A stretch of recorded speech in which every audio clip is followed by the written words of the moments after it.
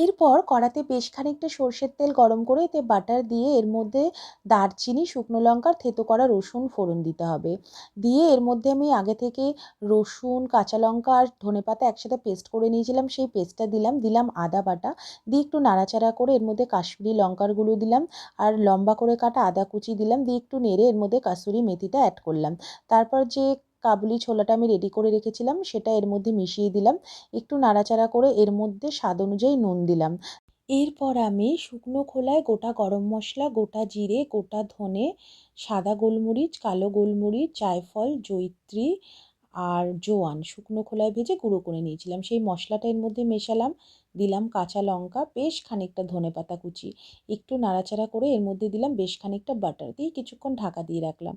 ঢাকা খুলে বাটারটা গলে গেলে এর সাথে ভালো করে মিশিয়ে আবার ঢাকা দিয়ে রাখলাম। ওপরে তেল ভাসলেই তৈরি। খেতে কিন্তু হয়েছিল লাজবাব।